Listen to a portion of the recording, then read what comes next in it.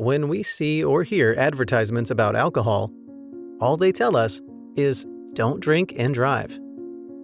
We have heard this so often over the years that it has become ingrained in our memory, and we know this without even thinking about it. However, what nobody ever says is not to drink and fly. While this seems like an obvious fact, the pilot on Aeroflot Flight 821 did drink a significant amount of alcohol before flying a plane, and this led him to crashing the plane. When we think of crashes caused by alcohol intoxication, road crashes rather than plane crashes spring to mind. However, in 2008, a drunk pilot was blamed for the crashing of a Boeing 737-500 airplane in Perm, Russia. The plane was headed to an airport in Perm from the Russian city of Moscow. While plane crashes often get a lot of airtime in the news and on social media, they're not really all that common. The fault being mostly due to mechanical faults in the plane and are rarely caused by human errors. So this plane crash that led to the death of all 88 people on board got a lot of airtime in the news, especially since initial reports were not exactly coherent, and so there was a lot of speculation about what caused the crash, and the events leading to the crash as well as what transpired just before the plane crashed, according to eyewitness accounts. But what really happened to Aeroflot Flight 821? You'll find out in a moment. How it all started. The flight, Aeroflot Flight 821, was operated by Aeroflot Nord as a subsidiary of Aeroflot. The plane took off from Sheremetyevo International Airport in Moscow and was bound for Perm, a city in Russia.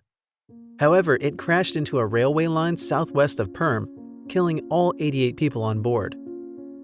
Initially, the rainy weather was speculated to have been the cause of the crash. And while this may have been a contributing factor, it was soon ruled out as a major reason for the crash. Several spectators reported to have noticed that the plane was on fire before crashing. But due to cloudy weather, their testimonies were rendered null by the crash inquiry team. Unheeded ATC warnings. Air Traffic Control, ATC, reported that the pilot was mildly intoxicated while in the air. The audio recording of the conversation between the pilot and ATC confirms this. The traffic controller reported that the pilot was acting strangely and disobeying orders from the ATC. However, when the pilot was asked if all was okay, he replied in the affirmative.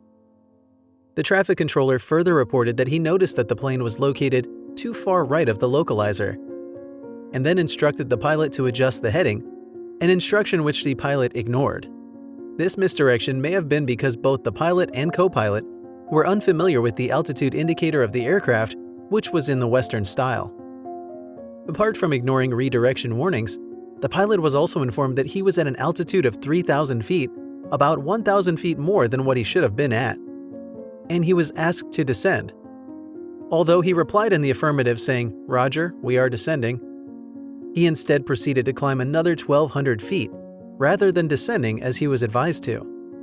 At this point, the controller asked him to turn right and return, a move which the pilot declined, and he instead turned left and insisted on carrying on with the journey. When the controller asked if all was okay on board and with the crew, both the pilot and co-pilot said that all was well. Eventually, the plane climbed down rapidly to an altitude of 2,000, and the controller radioed the plane and asked the pilot to maintain the current altitude. But all he heard was the shouts and cursing from the pilot and co-pilot, and soon after lost radio contact with the plane. Not long after this, the plane crashed in the outskirts of Perm. The crash. The plane crashed on the outskirts of the city of Perm, Russia, around 5:10 a.m. local time, after losing radio contact with ATC. The weather condition was rainy, although this wasn't considered to be a factor in the crash. While several eyewitnesses stated that the plane was on fire before it crashed, their testimony was invalidated by the weather condition, as the investigators concluded that it was too cloudy for anybody to clearly see the plane for the length of time it would take to accurately describe the sequence of events. The plane was completely destroyed in the crash and was on fire when rescue teams arrived. Official reports initially claimed that the plane crash was due to a faulty engine, a claim that was later refuted by the Air Accident Investigation Committee.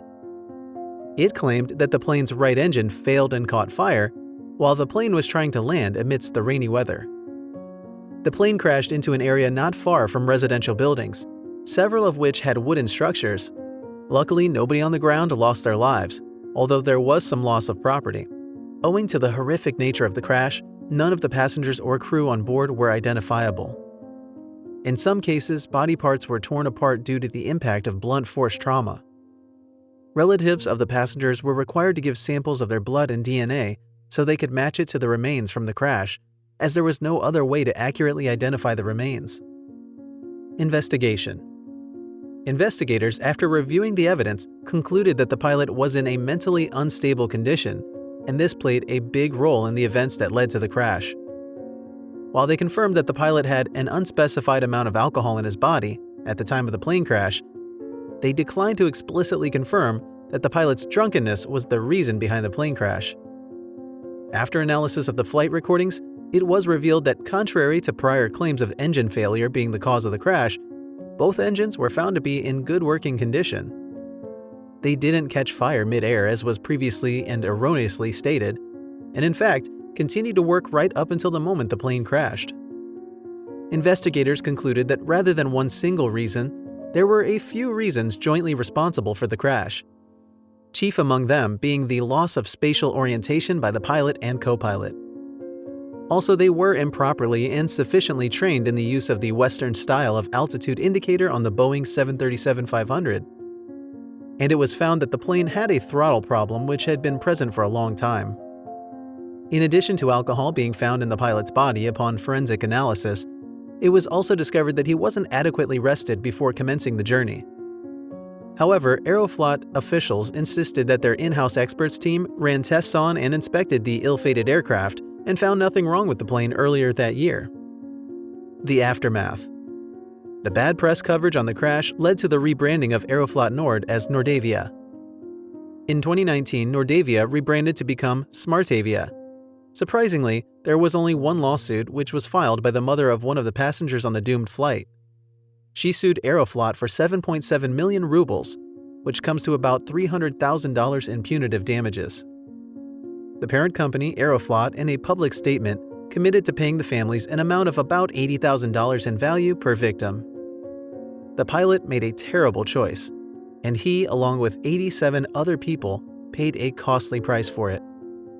The deaths were absolutely unnecessary and could have been prevented by something as simple as the more thorough test on the plane and a breathalyzer test on the pilot. How else do you think this tragedy could have been avoided? Drop your opinion in the comments section below, and don't forget to give the video a thumbs up if you enjoyed watching it. Also hit the subscribe button and the notification bell so you won't miss out on more engaging content like this.